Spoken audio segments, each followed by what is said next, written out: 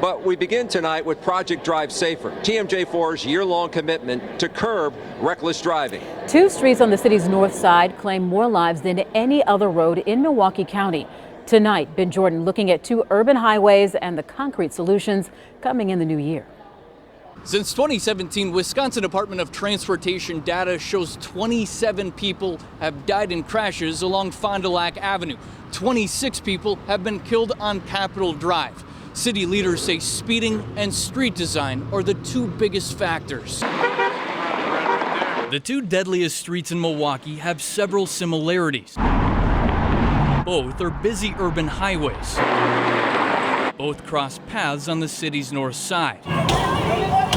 And sadly, both have been the scenes of fatal crashes within the past week.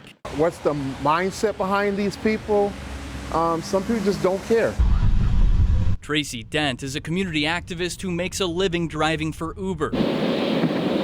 He says Capitol Drive and Fond du Lac Avenue are the 2 most terrifying streets to traverse due to how often drivers speed, weave, and run red lights. People are too impatient and they stop at the red light and then they just go.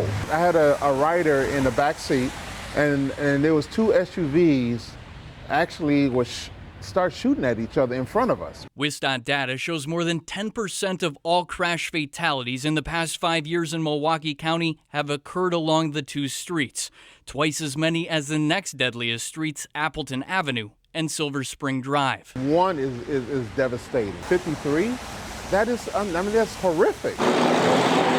Alderman Michael Murphy says what's most concerning is more than half of the traffic deaths on Capitol and Fond du Lac were a result of high speeds. What do you think makes Capitol Drive so prone to speeding? It's a very dense area in terms of a large number of people, but it's a very open, wide roadway. Alderman Murphy says the way the streets were designed opens the door to illegal driving activity. The straightaways were built to have 2 traffic lanes going both directions along a majority of each route.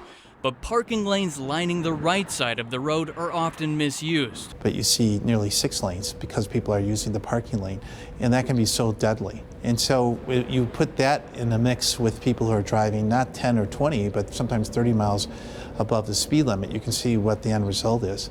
Alderman Murphy says a traffic calming solution is coming in the new year to discourage the parking lane from being used for the infamous Milwaukee slide at intersections and illegal passing on the right thereafter.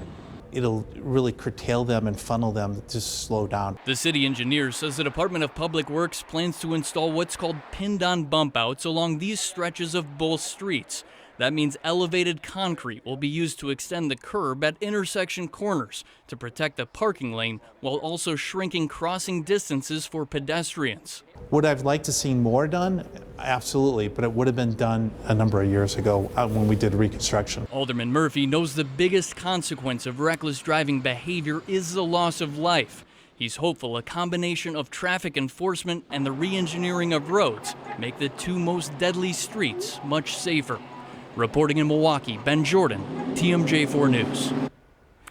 And 3 groups that are a part of Project Drive Safer, the Coalition for Safe Driving MKE, the Wisconsin Bike Fed, and Milwaukee Walks. They would like you to take a survey in support of Vision Zero. This is the framework for the city's goal of 0 traffic deaths. All you have to do is scan the QR code right there on your screen to answer just a few questions about your experiences on the road. Now, this year-long initiative is a team effort, and we can't do it alone. We need your help. If you have ideas or potential solutions to help curb reckless driving, head to projectdrivesafer.com and leave us a message.